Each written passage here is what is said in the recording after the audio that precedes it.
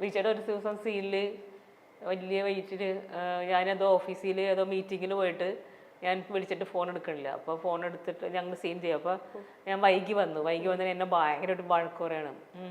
നിന്നെ വിളിച്ചിട്ട് നീ ഫോൺ എടുത്തില്ല. അപ്പോൾ ആരോ ഫോൺ എടുത്തിട്ട് പറയാണേ.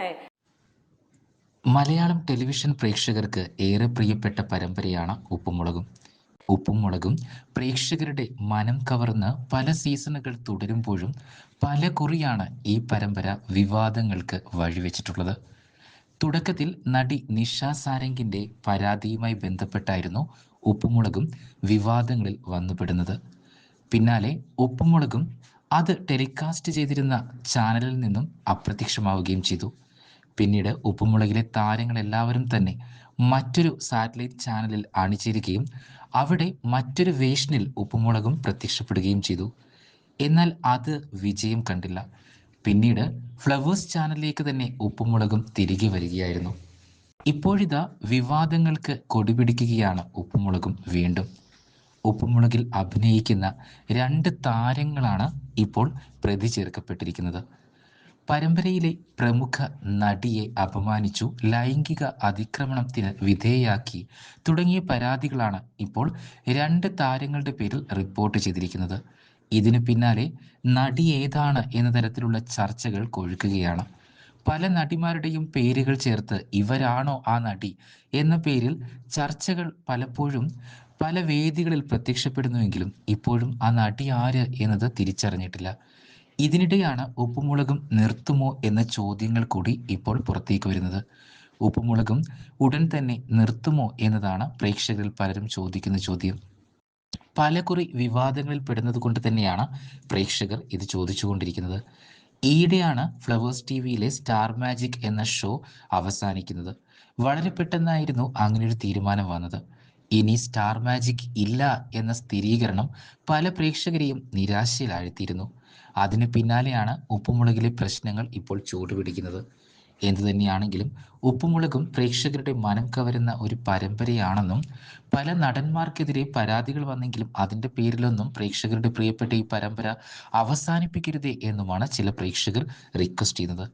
എന്നാൽ അതേസമയം മറ്റു ചിലർ പറയുന്നത് ഉപ്പുമുളകും ആദ്യം മുതലേ കണ്ടുകൊണ്ടിരുന്നത് ഒരു കുട്ടിത്തവും ഒരു കുടുംബത്തിലെ രസകരമായ പല നിമിഷങ്ങളും കണ്ടതുകൊണ്ടാണ്. എന്നാൽ ഇപ്പോൾ കുട്ടികളെല്ലാം വളർന്നിരിക്കുന്നു, വലുതായിരിക്കുന്നു. അതുകൊണ്ട് തന്നെ ഉപ്പുമുളകും കാണാനുള്ള ഒരു ത്രില്ല് നഷ്ടപ്പെട്ടു എന്നും ഒരു കൂട്ടം ആൾക്കാർ പറയുന്നുണ്ട്. എന്തു തന്നെയാണെങ്കിലും ഉപ്പുമുളകിൻ്റെ ആരാധകർക്ക് ഇപ്പോഴും ഉപ്പുമുളക് പ്രിയപ്പെട്ടത് തന്നെ. നിഷ മാഡം അവിടെ ഇല്ലാന്ന് ഞാൻ പറഞ്ഞു. എന്തോ ഏത് മാഡം? ഞാൻ ഫോൺ എടുത്തിട്ട് നീ ആരോ ഫോൺ എടുത്തിട്ട് പറയണേ നിഷ മാഡം അവിടെ ഇല്ല, മീറ്റിങ്ങിനാണ്. നീ ആര്? നിഷ മാഡം ഫോൺ എടുത്തെങ്കിൽ ഞാൻ തോന്നും. അപ്പൊ എന്ന് വെച്ചാൽ മീൻസ് പുള്ളി പേര് മാറിപ്പോയി കയ്യിന്ന് പോയി. അങ്ങനെ ഒരു സംഭവം ഉണ്ടായിട്ടുണ്ട്. പിന്നെ ഞങ്ങൾ ഒന്നിച്ച് പോകുമ്പോ അങ്ങനെ ഇന്ദ്രൻ ചേട്ടൻ, ജഗദീഷ് ചേട്ടൻ, അങ്ങനെ കുറെ വെറ്ററൻ ആയിട്ടുള്ള ആക്ടേഴ്സിന്റെ കൂടെ അഭിനയിച്ചിട്ടുണ്ട്. കൂടെ അഭിനയിക്കണം എന്ന് ഭയങ്കര ആഗ്രഹമുള്ള ആരെങ്കിലും ഉണ്ടോ? അതായത് നമ്മള് ശരിക്കും ഇന്ന ആളുടെ കൂടെ ഒരു സിനിമ ചെയ്താൽ കൊള്ളാം നമ്മൾ അങ്ങനെ മനസ്സിൽ വിചാരിക്കുമല്ലോ, പ്രത്യേകിച്ച് ഈ ഫീൽഡിൽ നിൽക്കുമ്പോൾ. അങ്ങനെ വിചാരിക്കുന്നത് അങ്ങനെയൊന്നുമില്ല. ആരോടാണെങ്കിലും അഭിനയിക്കാം. എനിക്ക് സിനിമ വന്നാൽ പറ്റുന്നിടത്തോളം ജോലി ചെയ്യാൻ പറ്റിയ എനിക്ക് വർക്ക് ഉണ്ടാവണം, കാശ് കിട്ടണം, അത്രേ ഉള്ളൂ. അങ്ങനെയല്ലേ, എല്ലാവരും വലിയ ആൾക്കാരാണ്. സത്യം, എല്ലാവരും വലിയ ആൾക്കാരാണ്. അപ്പൊ അങ്ങനെ ഇന്ന ആളുടെ കൂടെ അങ്ങനെയൊന്നുമില്ല. നമുക്ക് കിട്ടുന്ന ക്യാരക്ടർ നമ്മൾ ചെയ്യാൻ നന്നായി ശ്രമിക്കുക. നമ്മൾ കൂടെ അഭിനയിക്കുന്ന ആൾ ആരായാലും എന്താ അഭിനയിക്കുക.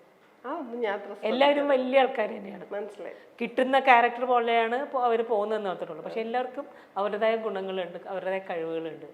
അപ്പൊ ആരെയും കുറച്ചും കാണാൻ പറ്റില്ല, ആരെയും കൂട്ടിയും കാണാൻ പറ്റില്ല. ലൈഫിൽ ഇപ്പൊ ഞാൻ ചോദിക്കുകയാണെങ്കിൽ ഒരു സ്വപ്നം, ഒരു റീസെന്റ് സ്വപ്നം എന്താ? ഭയങ്കര ആഗ്രഹിച്ച് നിൽക്കുന്ന എന്റെ കരിയറിലാണോ? കരിയർ വൈസ് ആണെങ്കിലും പേഴ്സണൽ വൈസ് ആണെങ്കിലും. പേഴ്സണൽ വൈസ് ഇഷ്ടം പോലെ ഉണ്ടാവുമല്ലോ. നമുക്കിപ്പോ നമ്മൾ കുട്ടികൾക്ക് നല്ല ജോലി വേണം, അല്ലെങ്കിൽ അവര് ഭയങ്കര വെൽ സെറ്റിൽഡ് ആവണം. കരിയർ വൈസ് ആണെങ്കിലോ?